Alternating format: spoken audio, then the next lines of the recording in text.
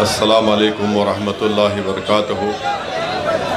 معزز حاضرین اکرام، بزرگان قوم اور ملت، میرے غیور نوجوان ساتھیوں، میری عزت دار ماں اور بہنوں، شہ نشین بتشریف فرما حضرت مولانا مفتی زبیر صاحب، مولانا رشادی صاحب، مولانا حامد محمد خان صاحب، ڈاکٹر متین الدین خادری صاحب، آج کے اس احتجاجی جلسے کے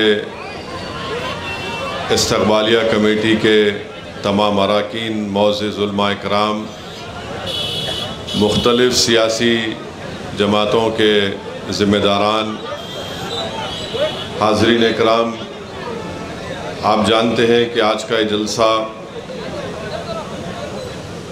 بی جے پی کی حکومت کی طرف سے وزیر اعظم نریندر مودی کی حکومت نے جو ہمارے ملک کے آئین سمویدھان کے برخلاف ایک کالا قانون بنایا، اس کے احتجاج میں All India Muslim Personal Law Board کی جانب سے ملک کے مختلف ریاستوں میں، شہروں میں ایک احتجاجی پروگرام کو منظم کیا گیا، اور اسی سلسلے میں آج سرزمین بودھن پر اس کالے وقف قانون کے خلاف ایک احتجاجی جلسہ منعقد کیا جا رہا ہے۔ میں آپ تمام لوگوں کا دل کی گہرائیوں سے شکریہ ادا کرتا ہوں کہ ہزاروں کی تعداد میں آج بودھن کے امبیڈکر چوک پر آپ لوگوں کی موجودگی اس بات کا پیغام بی جے پی کو اور ہمارے ملک کے وزیر اعظم پردھان منتری کو ایک پیغام دیتی ہے کہ ہم اس وقف قانون کو کالا قانون مانتے ہیں، اور ہم اس وقف قانون کو ریجیکٹ کرتے ہیں، کیونکہ یہ بھارت کے آئین اور سمویدھان کے خلاف ہے۔ میرے عزیز دوستوں اور بزرگوں، میں اس قانون کے اوپر اپنی بات کو رکھنے سے پہلے یہ بہت ضروری سمجھتا ہوں کہ آپ کے سامنے اس بات کو رکھوں کہ غزہ میں جو معصوم فلسطینیوں کا قتل عام ہو رہا ہے، نسل کشی ہو رہی ہے، جنوسائیڈ ہو رہا ہے، ہم اس کو بھی نہ بھولیں، کیونکہ ایسا لگتا ہے کہ پوری مسلم دنیا اور جو مسلم ممالک کے ذمہ داران ہیں وہ خاموشی بنائے بیٹھے ہیں، مگر آج ہم دیکھتے ہیں کہ وہ بہادر فلسطینی جو پچھلے 70 سال سے بیت المقدس اور مسجد اقصیٰ کو بچانے کے لیے اپنی جد و جہد کر رہے ہیں، اور ایک سال کے اندر 60,000 سے زیادہ فلسطینیوں کا قتل اسرائیل کی بنیامین نتنیاہو کی ظالم حکومت نے ان پر حملہ کر کے قریب 60,000 فلسطینیوں کی جانیں لیں۔ 2 لاکھ فلسطینی غزہ میں لاپتہ ہیں، مسنگ ہیں، یا تو وہ کسی بلڈنگ کے ملبے میں پھنسے ہوئے ہیں، یا پھر کسی بلڈنگ کے ملبے میں پھنسے ہوئے ہیں، اور ان کی لاشیں ان کے خاندان کو نہیں ملتی ہیں۔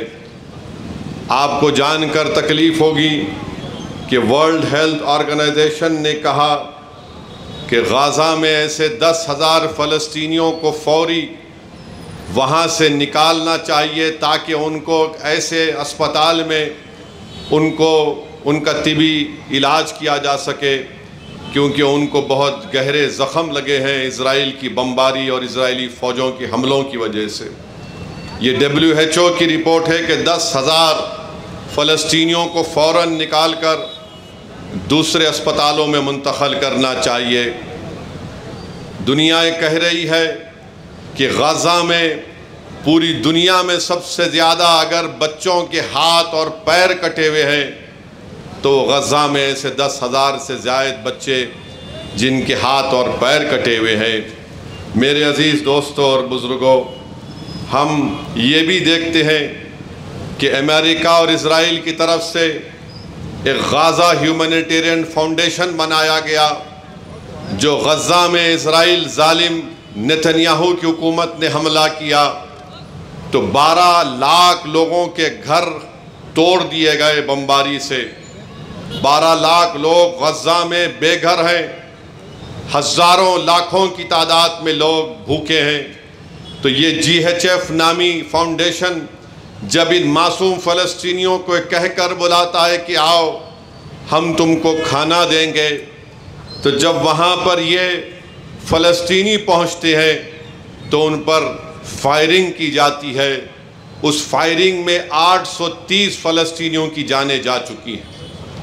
میرے عزیز دوستوں اور بزرگوں، ہم اپنی دعاؤں میں ان فلسطینیوں کے لیے دعا کریں۔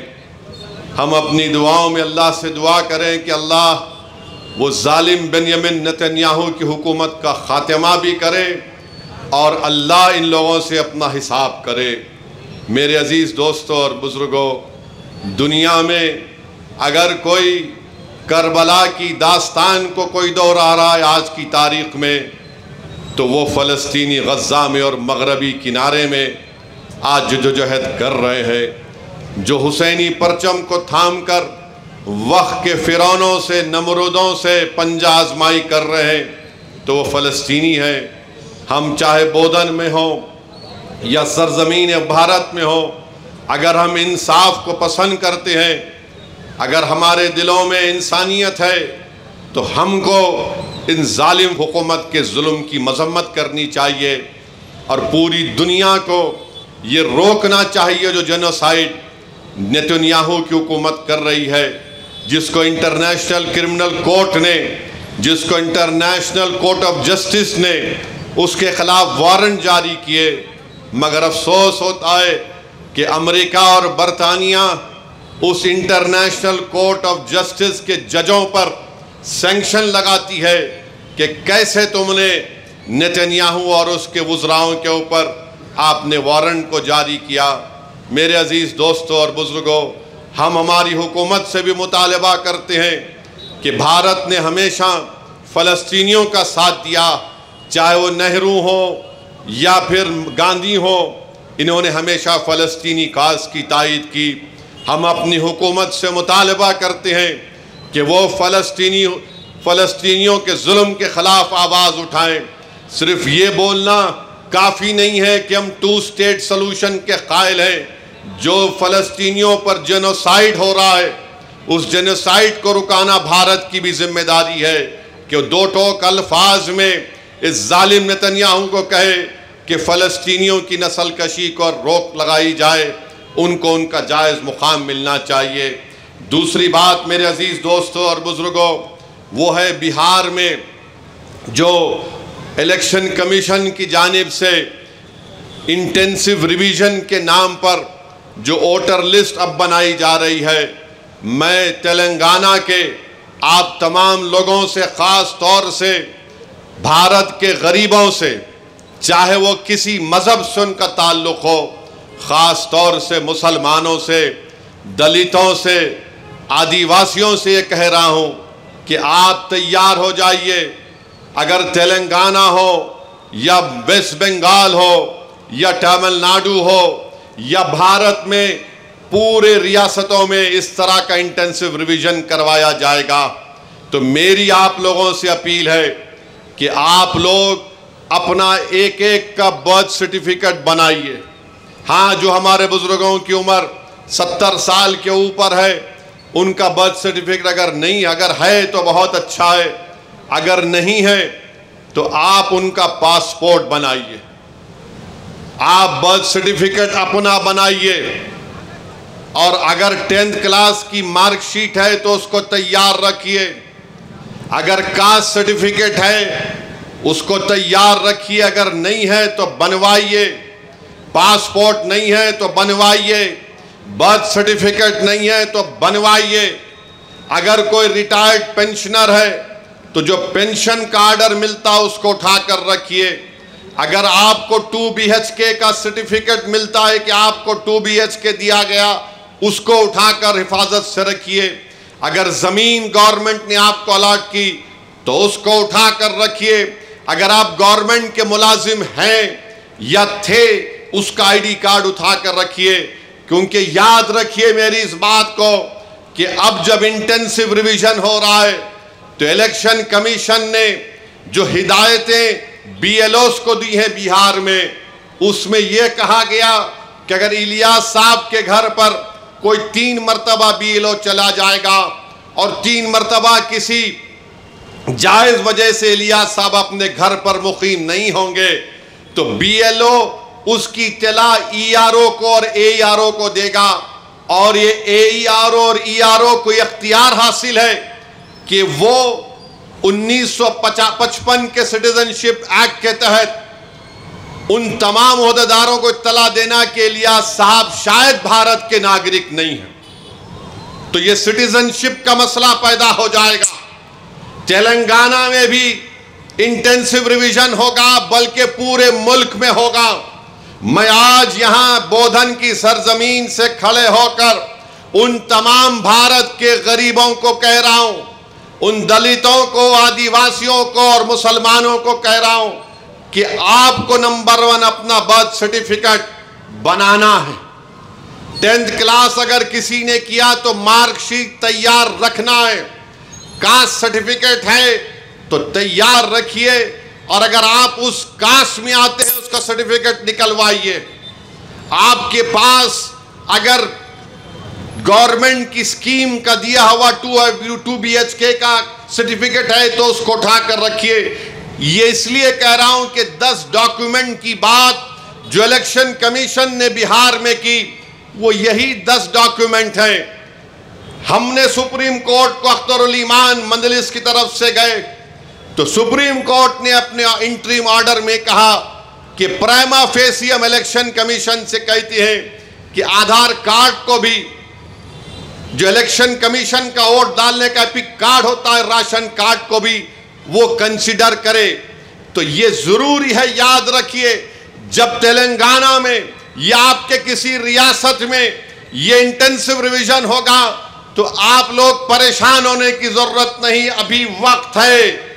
پاسپورٹ بنا سکتے, دبا کے پاسپورٹ بناؤ. برتھ سرٹیفکیٹ نہیں ہے تو برتھ سرٹیفکیٹ بناؤ. کاسٹ سرٹیفکیٹ ہے یا نہیں ہے, آپ آتے ہیں اس کاسٹ میں تو اس کاسٹ سرٹیفکیٹ کو بنا کے رکھو. یاد رکھو میری اس بات کو, اگر آپ کا نام ووٹر لسٹ سے نکل گیا تو مودی کو سب سے زیادہ خوشی ہوگی. کیوں خوشی ہوگی؟ کیوں خوشی ہوگی بتاتا ہوں میں آپ کو. آپ کا نام جب تک ووٹر لسٹ میں رہا, جیسا ہم اب مودی سے سوال کر رہے ہیں, بتاؤ غریب غریب کیوں ہوتے جا رہا اور دولت مند کیوں ہو رہا ہے, تو مودی یہ نہیں چاہتے کہ کوئی ان سے سوال کرے. اگر نوجوانوں تمہارا نام ووٹر لسٹ سے نکل گیا تو تم کو اختیار حاصل نہیں ہوگا بھارت کے پردھان منتری سے پوچھنے کے لیے کہ کیوں بے روزگاری میرا مقدر بن گیا. اور جس طریقے سے بار بار یہ کہا جا رہا ہے کہ فلاں علاقے میں بنگلہ دیشی ہے, فلاں علاقے میں روہنگیا میانمار کے لوگ ہیں, فلاں علاقوں میں نیپالی لوگ آ کے بس گئے, یہ سب تیاریاں کی جا رہی ہیں. میں آپ کو ذمہ داری سے باخبر کر رہا ہوں. یہ جذبات میں لانے کے لیے, یہ ڈرانے کے لیے نہیں کہہ رہا ہوں. آن ریکارڈ کہہ دیا گیا کہ پورے بھارت میں انٹینسو ریویژن ہوگا, اور تلنگانہ میں جو لاسٹ انٹینسو ریویژن ہوا تھا میرے خیال سے, اگر میرا حافظہ صحیح ہے تو 2007 میں یا پھر 2002 میں ہوا تھا. مگر یہ چیز کی تیاری کر کے رکھیے. میں بھی رشادی صاحب سے بات کر رہا تھا کہ ہم کو عنقریب میں تلنگانہ میں ہمارے صدر صاحب کی موجودگی میں, ان کی قیادت میں ایک میٹنگ کر کے ہم تمام تنظیموں کے ذمہ داروں کو بلا کر ہم ان سے اپیل کریں, بلکہ ہر جمعے کے خطبے سے پہلے جو لوگ مسجدوں میں واعظ کرتے ہیں یا بیان دیتے ہیں میری آپ سے بھی اپیل ہے کہ آپ لوگوں کو باخبر کریے. یہ سازشیں کی جا رہی ہیں. کل تمہارا نام ووٹر لسٹ سے نکل گیا تو ووٹ ڈالنا تو دور کی بات، کوئی آ کر تم سے کہے گا کہ اپنی شہریت ثابت کرو. فارنرز ٹریبونل کو بھیجا دیا جائے گا، اس کا بھی ایک پروسیجر ہے. پہلے ایس پی بارڈر کو بولا جائے گا، ایس پی بارڈر لیٹر لکھے گا منسٹری ہوم افیئرز کو، وہاں پر 3 آفیسر کے دستخط کے بعد آپ کا مقدمہ چلے گا. یعنی آپ اپنے روزگار سے محروم. سب سے زیادہ بڑی چیز یہ ہے کہ آپ اپنی عزت سے محروم ہو جائیں گے. لوگ آپ کو انگلی اٹھا کر بولیں گے اس کا نام ووٹر لسٹ سے نکل گیا، یہ بھارت کا شہری نہیں ہے. اسی لیے آپ یاد رکھو، ابھی سے میں نے جو بات کہی اس پر عمل کرنے کی کوشش کریے. میرے دشمن بہت ہیں، مجھ سے اختلاف کرنے والوں کی بھی تعداد بہت زیادہ ہے، کیونکہ بھارت کے اگر کوئی لیلا ہے تو اس کا نام اسد الدین اویسی ہے. مجھ سے بہت چاہنے والے ہیں، مگر اس کی پرواہ مت کرو. میں تم کو باخبر کر رہا ہوں، میں آپ کو باخبر کر رہا ہوں. وہ طوفان آنے سے پہلے ہم کو تیاری کر لینا چاہیے. سازش کرنے والے کی سازش میں اس کو ناکام کرنے کے لیے ہم کو آج سے تیاری کرنا پڑے گا. جو لوگ ہمارے ملک میں، جس کو ہمارے بزرگوں نے اپنے خون پسینے سے انگریزوں کی غلامی سے آزاد کروایا، بے شرمی کی حد ہے کہ تم آج ہم سے کہہ رہے ہو کہ بتاؤ تم بھارت کے شہری ہو یا نہیں ہو. ارے اگر ہم سے پوچھنے والوں، جاؤ انڈمان کی اس کالا پانی کی جیل سے جا کر پوچھو. اگر اللہ اس جیل کے دیواروں کو، اینٹوں کو زبان دے گا تو پکار پکار کر کہیں گے کہ یہاں پر وہ مجاہدین قید تھے جنہوں نے انگریزوں سے سمجھوتا نہیں کیا، جنہوں نے انگریزوں کو معافی نامہ لکھ کر نہیں دیا اور اپنی جانوں کو قربان کر دیا. اگر اللہ مالٹا کی جیل کو، اس جیل کے صحن کو اگر اللہ بولنے کی طاقت دے گا تو پکار پکار کر کہے گا کہ اس سردی میں یہاں پر مجاہدین تھے جنہوں نے انگریزوں سے سودا نہیں کیا. اگر اللہ مراد آباد کے اس زمین کو اللہ حکم دے گا تو مراد آباد کی زمین پکار کر کہے گی کہ وہ یہ سرزمین ہے جہاں پر علامہ کافی نے نعت شریف پڑھ کر پھانسی کا پھندا اپنے گلے میں ڈال دیا، مگر انگریزوں سے سمجھوتا نہیں کیا. آج تم ان سے، ان کے وارثین سے پوچھ رہے ہو کہ کاغذ دکھاؤ. یقیناً ہم پوری تیاری کریں گے. ارے جو ملک کا وزیر اعظم اپنی ڈگری عوام کو نہیں دکھاتا، وہ بہار کے غریبوں سے کہہ رہا ہے کہ اپنا برتھ سرٹیفکیٹ دکھاؤ، اپنا برتھ سرٹیفکیٹ دکھاؤ. میں اپنی ڈگری دکھانے کو تیار ہوں، کیونکہ اس کے بعد کوئی بولیں گے آپ دکھاتے کیا؟ میں ڈگری دکھانے کو تیار ہوں. مگر آج آپ ان غریبوں سے کہہ رہے ہیں، بہار کے سیمانچل کی سرزمین کے بسنے والے غریب مسلمان نوجوان، 6-7 لاکھ نوجوان تو حیدرآباد میں، بمبئی، ممبئی میں، پنجاب کی کھیتوں میں، دلی کے ہوٹلوں میں کام کرتے ہیں. اور وہ کہاں آئیں گے وہاں پر؟ مانے وہاں سے نکل کر آنے کا ان کی 1 مہینے کی قریب تنخواہ اس میں صرف ہو جاتی ہے. تو بہرحال آپ کو میں باخبر کر رہا ہوں، آپ تیاری کر لیجئے. ہو سکتا ہے کہ میری تقریر کے بعد بی جے پی کی طرف سے یا کوئی اور طرف سے بولیں گے انہوں خواہ ڈرا رہے ہیں. ڈرا نہیں رہا ہوں.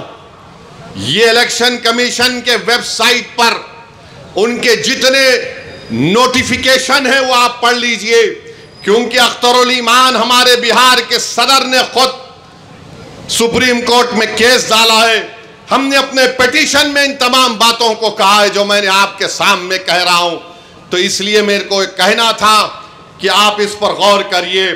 تیسری بات جس کا ذکر مفتی زبیر صاحب نے کیا، میرے بھائی یاد رکھو، ہم ایک جسم واحد کی طرح ہیں. اگر ہمارے جسم میں کسی ایک جگہ تکلیف ہوتی تو ایمان یہ پکار کر کہہ رہا ہے کہ تم مومن اسی وقت ہو جب تم کسی کی تکلیف کو اپنے سینوں میں محسوس کرو گے. آج آسام میں جو کچھ ہو رہا ہے، بنگالی مسلمان ہیں.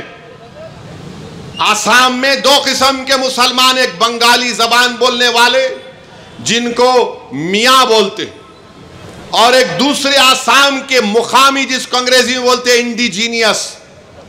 آپ کو جان کر تکلیف ہوگی کہ آسام میں وہاں کے چیف منسٹر نے ایک مشن وسندھرا شروع کیا، جس کے تحت اگر کوئی گورنمنٹ کی زمین پر اپنا گھر بنا لیا، کھیتی باڑی کر رہا ہے، تو اس کو حکومت ان کو زمین کے حقوق دے گی، ریگولائز کرے گی. مگر بنگالی زبان بولنے والے مسلمانوں کو مشن وسندھرا میں ان کو زمینیں نہیں دی جا رہی ہیں. آپ سوچو تھوڑی دیر کے لیے، جولائی 2025 میں 3,300 بنگالی زبان بولنے والے بڑی تعداد میں مسلمان بھی، ہندو بھی ہیں تھوڑے بہت، ان کو بے دخل کر دیا گیا، ان کو نکال دیا گیا. کتنے؟ 3,300 پریواروں کو، 3,300 افراد کو نہیں. اگر 3,300 کو آپ پکڑ لئے، اس کی بیوی اور 2 بچے، تو آپ یہی 7-8 ہزار ہو جاتے. ایک مہینہ بھی نہیں ختم ہونے آ رہا ہے، قریب 7,000 لوگ بے گھر ہو گئے. ڈبری میں، لکھیم پور میں، نلباری میں، گولپارا میں، اور جو گورنمنٹ لینڈ پر گھر بنا لیے، فارسٹ لینڈ پر گھر بنا لیے. صرف ڈبری میں 1,400 خاندانوں کو ان کو ہٹا دیا گیا. کیوں؟ کیونکہ وہاں کے مکھیہ منتری کہہ رہے میں تھرمل پلانٹ بناؤں گا. ایک بڑے سرمایہ دار کو بلا کر کہہ رہے اور پاور پلانٹ بنا رہے، اور 1,400 لوگوں کو بے گھر کر دیا گیا. پھر جولائی 12 کو آسام کے مکھیہ منتری نے بیان دیا کہ یہ کون بنگالی مسلمان زبان بولنے والے مسلمان ہیں جو 200-300 کلومیٹر دور جا کر اپنے گھر بار کو بساتے ہیں. یہ سازش ہے کہہ رہے وہ، کہہ رہے سازش ہے ہم کو اقلیت بنانے کے لیے. کیا کوئی چیف منسٹر اس طرح کی بات کرے گا جو بابا صاحب امبیڈکر کے سمویدھان پر حلف لیا، اوت لیا؟ اور پھر 11 جولائی کو چیف منسٹر نے کہا کہ ہم 25,000 ایکڑ کو صاف کر چکے ہیں، 25,000 ایکڑ کو. اور پھر 12 سپٹمبر 2024 کو پولیس فائرنگ میں جبیر علی حیدر علی کی موت ہو گئی. اب میرے کو معلوم ہے کہ میرے اس تقریر کے بعد، کیونکہ ہم لیلا ہیں، ہمارے پورے مجنو ہمارے پیچھے کل سے پیچھے پڑ جائیں گے. مگر سنو میری بات کو. آسام کی اکنامک سروے کی رپورٹ ہے اسمبلی کی 2016-17 میں، جس رپورٹ کو آسام کے اسمبلی میں ٹیبل کیا گیا تھا، وہ یہ کہہ رہی ہے کہ 7,000 کلومیٹر 7,000 اسکوائر کلومیٹر آسام کی زمین پانی سے کٹ جاتی. سیلاب آیا تو کٹ جاتی ہے. کتنا؟ 7,000 ایکڑ نہیں، 7,000 اسکوائر کلومیٹر 1950 سے. یہ اکنامک سروے میں کہا گیا. یعنی 7.4% اسٹیٹ کا حصہ سیلاب یا کسی وجہ سے، نیچرل وجہ سے زمین کٹ گئی. تو ہوتا کیا ہے؟ اچھا، ایروجن میں جو زمین کٹ جاتی ہے، 8,000 ہیکٹر ایسی زمین ہے جہاں پر زراعت نہیں کر سکتے کیونکہ مٹی جمع ہو جاتی. اور آسام میں کیا ہوتا؟ سیلاب آیا تو لوگ، یہ زمین کٹ گئی، ایک 10 گاؤں چلے گئے تو کشتی میں اپنا سامان رکھا، دوسری جگہ پر جا کر اپنی جھوپڑی لگا لی. بتاؤ یہ کون سی حکومت ہے جو جھوپڑیوں کو کھاڑ کر غریبوں کو بے گھر کر رہی ہے؟ کیسا بھارت وکشت بھارت بنے گا؟ میرا بھی خواب ہے کہ بھارت 2047 تک وکشت بھارت بنے. مگر کیسا وکشت بھارت بنے گا جب ہم غریبوں کو صرف غریبی کے نام پر گھروں سے نکال رہے آسام میں؟ اور کیا یہ بات سچ نہیں ہے کہ 9 اپریل انڈیا ٹوڈے کا کانفرنس میں لیٹ ارون جیٹلی نے کیا یہ نہیں کہا تھا کہ بھارت میں 30 کروڑ لوگوں کے پاس زمین نہیں ہے؟ 30 کروڑ غریبوں کے پاس بھارت میں زمین نہیں ہے. بتاؤ مودی جی، بتاؤ آر ایس ایس، بتاؤ بی جے پی کے نیتا جو آئے دن گالیاں دیتے ہیں. ارون جیٹلی نے کہا تھا 2015 इंडिया टुडे के कॉन्क्लेव या कॉन्फ्रेंस में 9 अप्रैल को 30 करोड़ लोगों के पास भारत के जमीन नहीं है, लैंडलेस है, और आसाम में एक तरफा कार्रवाई की जा रही, एक तरफा कार्रवाई हो रही है। हम दुआ करें कि अल्लाह सुब्हानहू व तआला उन आसाम के बंगाली जबान बोलने वाले मुसलमानों की अल्लाह उनकी मदद फरमाए। जो हुकूमत जुल्म कर रही है, याद रखो तुम वक्तिया तौर पर जुल्म करोगे, तुम्हारा जुल्म मिटेगा इंशाअल्लाह ताला, तुम्हारा जुल्म मिटेगा, तारीख में तुम्हारा नाम नहीं होगा। तुम एक असेंबली का इलेक्शन जीतने के लिए गरीबों को अपने घर से बेघर कर रहे हो। अरे क्या तुम जमीन नहीं दे सकते? तुम्हारी हुकूमत की मिशन वसुंधरा में तुम क्यों नहीं देते आसाम में बंगाली जबान बोलने वाले मुसलमानों को? तो मेरे अजीज दोस्तों और बुजुर्गों, ये बहुत जरूरी है कि हम इन बंगाली जबान बोलने वाले हमारे मुस्लिम भाइयों को याद रखें। अब आ जाइए वक्फ के कानून पर। हमारे हिंदू भाइयों से हम कहना चाह रहे हैं, क्या तेलंगाना के एंडोमेंट बोर्ड में कोई गैर बन सकता? नहीं बन सकता। क्या तेलंगाना के हिंदू एंडोमेंट बोर्ड में कोई कमिश्नर गैर हिंदू हो सकता? नहीं हो सकता। जब तेलंगाना के एंडोमेंट बोर्ड में ना मेंबर, ना कमिश्नर, ना असिस्टेंट कमिश्नर गैर हिंदू बन सकता है, तो मैं आपसे कह रहा हूं कि आखिर क्यों मोदी की हुकूमत ने कहा कि तेलंगाना के वक्फ बोर्ड में कम से कम 4 मेंबर, मिनिमम 4 मेंबर गैर मुस्लिम हो सकते हैं? क्या ये राइट टू इक्वालिटी का वायलेशन नहीं है? अगर ये बात है तो फिर हर जगह क्यों नहीं बनाती आप? अगर आप किसी एंडोमेंट मंदिर को, गुड़ी को, भगवान को अपनी जमीन दे सकते हैं, और वहां पर आपसे, हमारे हिंदू भाइयों से कह रहा हूं, आपसे ये नहीं कहा जा रहा है कि अगर आप इस गुड़ी को, इस भगवान को या किसी मंदिर को आप अपनी जायदाद दे रहे हैं, उसमें अपने बच्ची का हक मारना नहीं। हमसे कहा जा रहा है कि अगर मैं अपनी जायदाद को अल्लाह के नाम पर वक्फ करता हूं, अल्लाह को मालिक बनाता हूं, वक्फ अल औलाद करता हूं, तो मोदी बोल रहे कि बच्चियों का हक नहीं मारना। अरे बच्चे का सवाल नहीं है, अल्लाह को दे रहा हूं। ये हमारी शरीयत में मदाखलत है। ट्रांसफर ऑफ प्रॉपर्टी एक्ट है। ओरल हम गिफ्ट दे सकते, इसको हिबा बोल सकते। अब मोदी ये बोल रहे कि ओरल आप प्रॉपर्टी अपनी औलाद को दे सकते, मगर ओरल आप प्रॉपर्टी कानून बनने के बाद वक्फ बोर्ड को नहीं दे सकते। क्या ये ट्रांसफर ऑफ प्रॉपर्टी एक्ट के खिलाफ नहीं है? ये हमारे हिंदू भाइयों को समझना चाहिए, हमारे हिंदू बहनों को समझना चाहिए, जो ये समझ रहे हैं कि नहीं नहीं मुसलमान ऐसा नहीं है।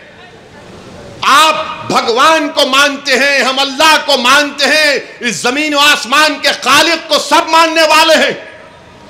अगर हम हमारे जमीन और आसमान के खालिक को कह रहे हैं कि अल्लाह के नाम पे हम दे रहे हैं, तो फिर 2 कानून कैसे होंगे?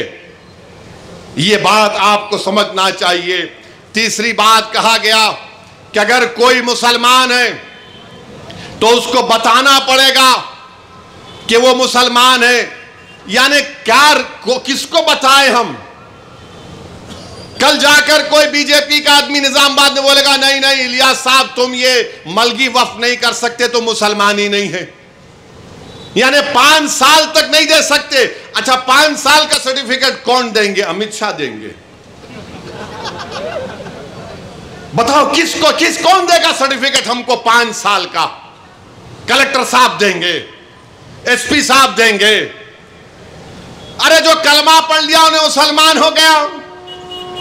जब हिंदू धर्म को मानने वाला मान जाता है, हिंदू हो जाता है, तो मुस्लिम धर्म को मानने वाले को ये टेस्ट क्यों? ये टेस्ट क्यों? बताओ आप, आखिर क्या हो रहा है? नहीं 5 साल तक नहीं दे सकते।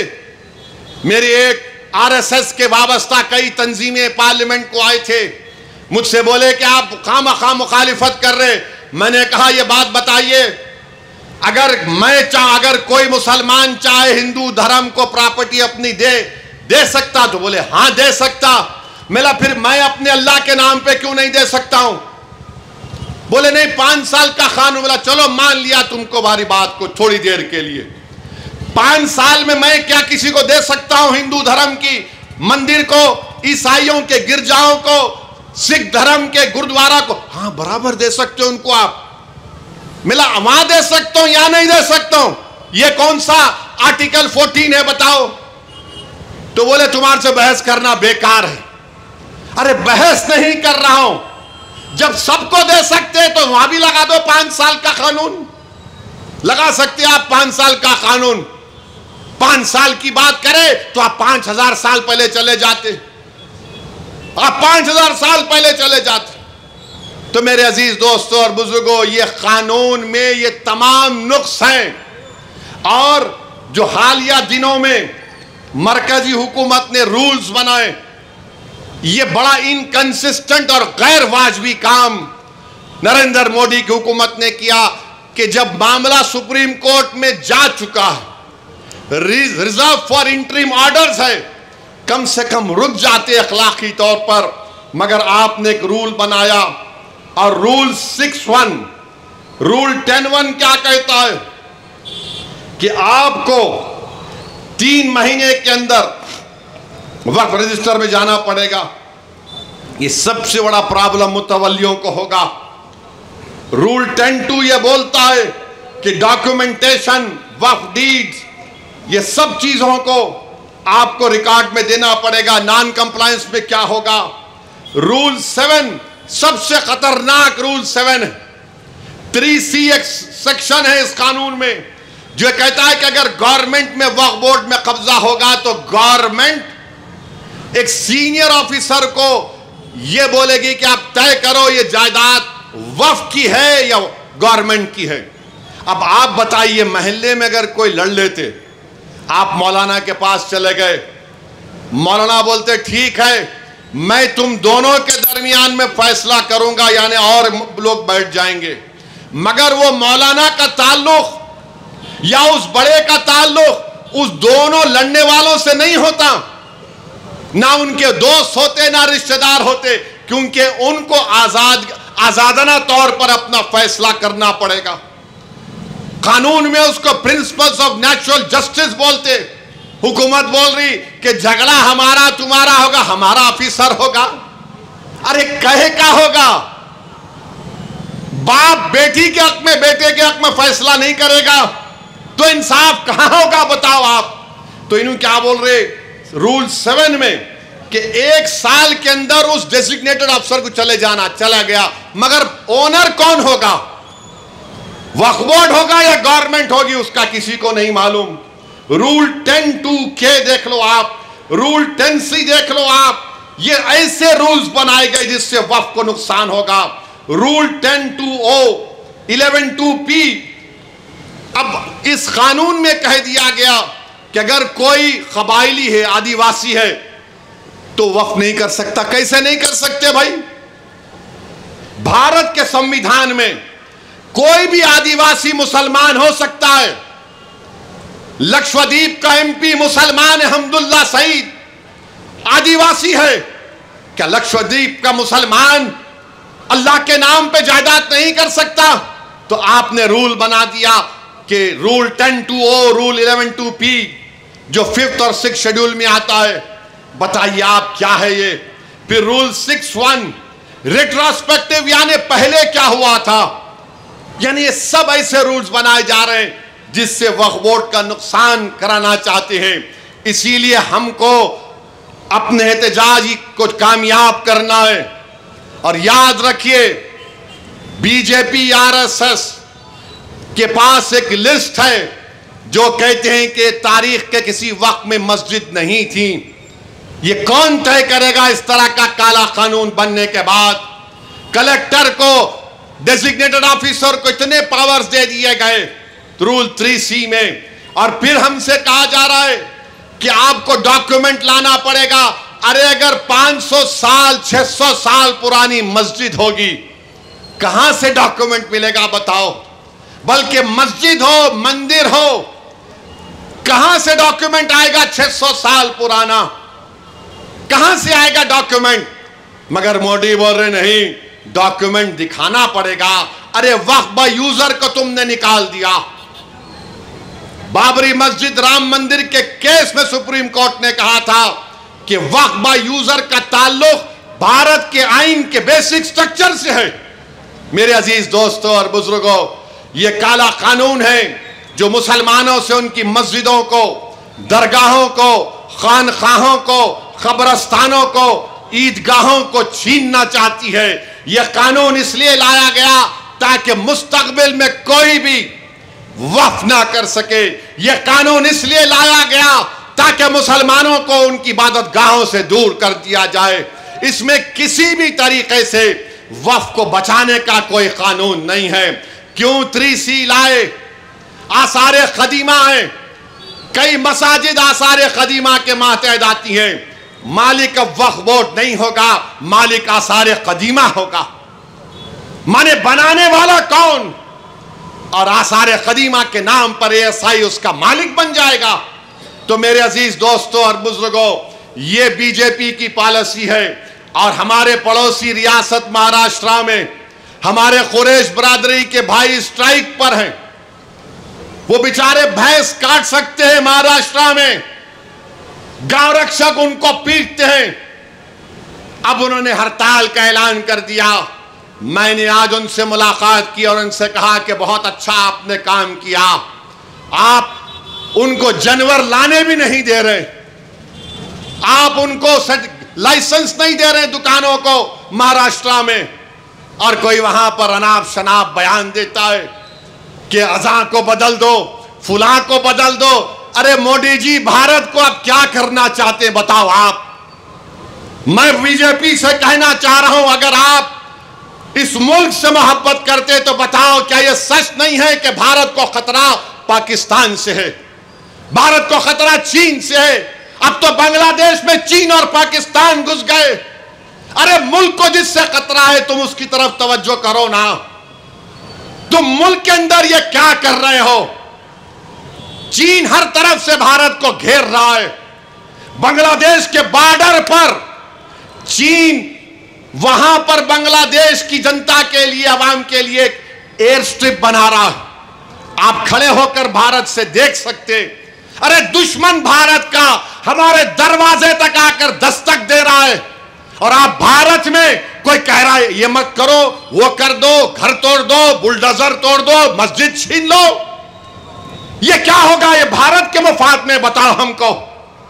پہلگام میں 26 ہمارے ہندو بھائیوں کو پاکستان کے 4 ٹیررسٹ نے ان کی جان لے لی، اور وہاں کے گورنر صاحب اب بول رہے ہیں جولائی کے مہینے میں میں ذمہ دار ہوں۔ ہم سنتے تھے باسی کڑی کو ابال نہیں آتا، مگر باسی کڑی کو ابال آ ہی گیا۔ اگر تم ذمہ دار ہے تو چھوڑو نا، چھوڑ کے چلے جاؤ۔ آخر کیسے اس پہلگام میں وہاں پر آتنکوادی کیسے پہنچے بتاؤ ہم کو۔ اگر تم یہ کہہ رہے ہو کہ بہار میں بنگلہ دیشی روہنگیا ہے، تم کو اس کی خبر ہے، تو پہلگام میں وہ 4 ٹیررسٹ کیسے پہنچے میرے کو بتاؤ۔ تم بول رہے کہ بہار میں نیپالی ہیں، تو پھر پہلگام میں 4 ٹیررسٹ کیسے آئے؟ تم سو رہے تھے؟ تمہارا ایڈمنسٹریشن آنکھ بند کر کے بیٹھا تھا تاکہ وہاں پر 26 ہمارے ہندو بھائیوں کے سروں میں گولی مار دی جائے؟ بتاؤ۔ جب تم الیکٹرل لسٹ کے نام پر بنگلہ دیشی روہنگیا بول رہے، ارے پہلگام کا بدلہ لینا ہے۔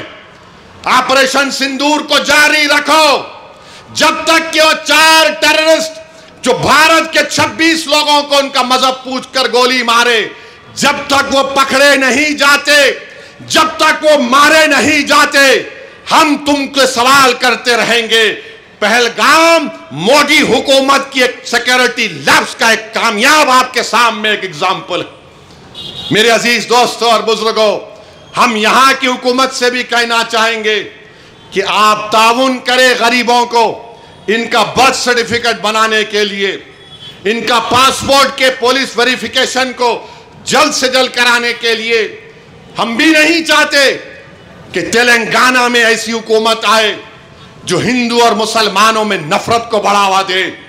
ہم نہیں چاہتے کہ کوئی وہ طاقتیں یہاں پر مضبوط ہوں جو بلڈوزروں سے گھروں کو توڑنا چاہتے ہیں۔ ہم نے ہمیشہ دلوں کو جوڑنے والوں کا ساتھ دیا، دلوں کو توڑنے والوں کا ساتھ کبھی نہیں دیں گے۔ انشاءاللہ تعالی آل انڈیا مسلم پرسنل لا بورڈ کو اللہ ان کی کوششوں میں ان کو کامیاب اور کامران کرے گا۔ کیا آپ اس وقف قانون کے خلاف ہیں؟ کیا آپ اس قانون کے خلاف ہیں؟ تو نعرہ لگائیے، وقف قانون کو واپس لو۔ زور سے بولو بھائی، ذرا زور سے بولو، وقف قانون کو واپس لو، وقف قانون کو واپس لو۔ ہندوستان، بھارت، السلام علیکم۔